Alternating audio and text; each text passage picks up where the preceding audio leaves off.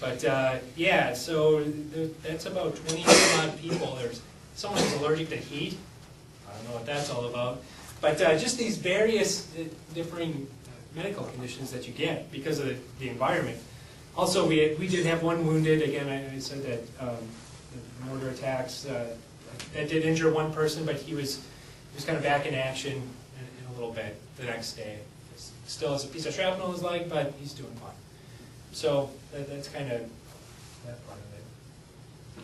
Our unit had one lady, girl died, Michelle Whitmer, and there was 30 Purple Hearts in their unit from injuries.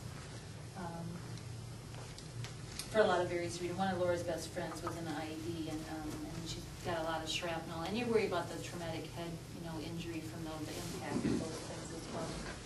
Joe's unit, boy, too many losses. I'm not sure how many died. There were 7 in that one attack we just talked about. Many injuries. In fact, Dan went and visited. Do you want to tell that story? Yes, I would like to tell that story. The answer to the question is 100%, and thank you to those of you who are here who are veterans for your service, regardless of when or where. Thank you for your service to our country and the families. How can one not be struck by the impact of war, regardless of age or experience? So Joe asked in one of his emails, Dad, I really don't know why I'm here any longer. Can you tell me? A week later, I was in Washington, D.C. on some business, and Mary emailed me and said 2 of Joe's mates have just been transferred from Ramstein to Walter Reed, and wondered if I could stop and visit them. And I said, absolutely.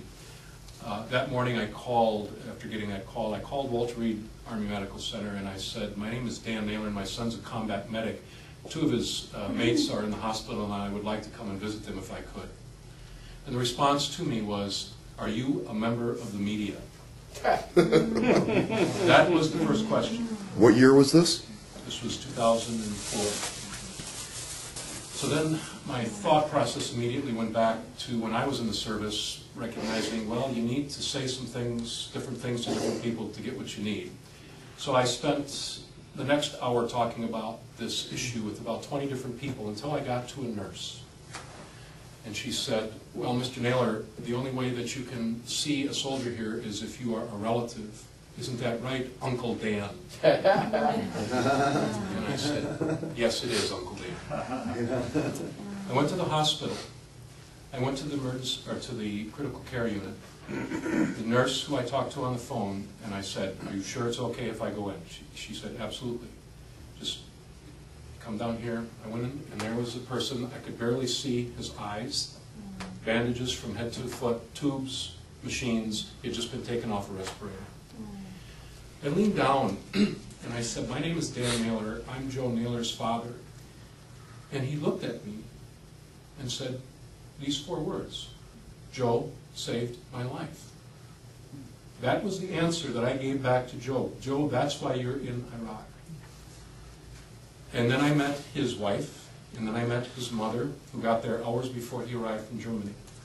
While I was there for 20 minutes at the hospital, he had a World War II veteran come in, an Iraq veteran who had lost a leg, nurses and doctors who gave him nothing but the best of care. So as we're watching this debacle on TV unfold now, anybody who says that they're getting the best of services at Walter Reed, that was the case then. I can tell you that from my experience.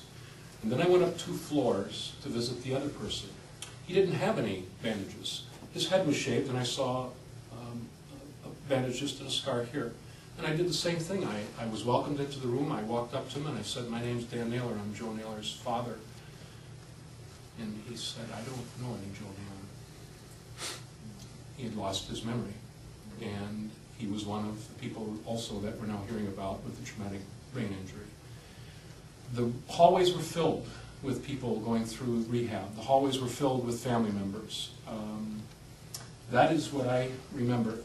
But I would say anybody who doesn't experience waking up at 4 o'clock every morning in the state of Wisconsin, we have a beautiful place here. And since March of 2003, I have been awake at every morning at 4 o'clock, wondering what's going on with our kids. And Mary and I didn't experience anything compared to what our children experienced. But I'll tell you what's happened in the last 7 days. I was in Door County on business, and a nurse came up to me and said, could you help me? My daughter's fiance was just sent to Afghanistan and she can't stop crying. Can she talk to somebody? And I said, yes. Here's my wife's phone number, here's our email, and I will get you our daughter's email.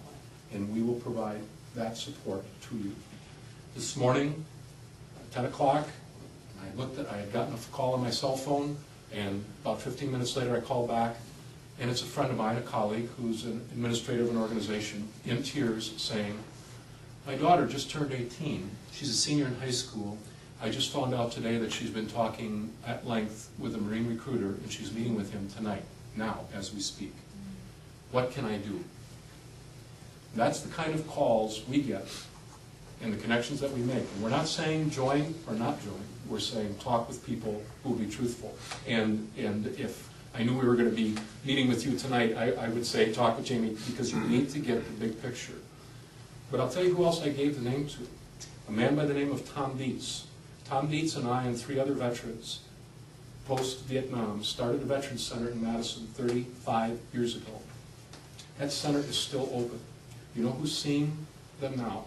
Is not only the Iraq veterans, but it's the World War II veterans. And we were just talking about that earlier, who are now recognizing and the need for help, who are going in. And I just hope that our children aren't going to be having to face this again. And by the way, Joe, our son, is now a vocational counselor for disabled veterans for the Department of Workforce Development. So he has taken his life, his experience, and is now helping disabled veterans as part of his job. Thank you. I'm sorry. No, you had a lot to say that people needed to hear. Here is the good news. While they were there, our son and daughter were together, over that year and a half, they were together for 5 days over Christmas. And although I may wear a D pretty proudly, there was an R, Republican Congressman Green, who made the connections, who got our son and daughter together over Christmas of 2003. And I thank him eternally for doing that for our children. And it was quite a task to get through. Here are 2 pictures. This, by the way, is signed by, we were part of Veterans for Carey, so you'll see a John Kerry signature. That's, I had him sign that, and we sent that to the kids. And this is the picture that Joe got back to Fort Riley when we were all together again after we talked. Next to our wedding and their births, this is the happiest day of our life. We hadn't been together for 2 years, so that's a picture of our. May I ask one question? Yes. Why did your children join? Laura did to help with tuition costs. Okay. And she thought, well, I'll get to see some of the world. You know, maybe go to Costa Rica and help with some humanitarian things, or to Kosovo, and it turned out to be a whole lot more than she had bargained for. Our son Joe pretty much didn't have a choice at that point in time. He went to a year of college and had so much fun he couldn't go back, and then he tried a couple other jobs, and so. My oldest brother did that. Yeah. So Dan had, being in the military, there is a lot of benefits to it. So we talked to him about that possibility, and he joined, and of course that was the year 2000. So. It was what year? 2000 that he joined. Oh, it was before this? Yes. Yeah. And I said, what would you say to people now? I would say, oh boy, talk to our children.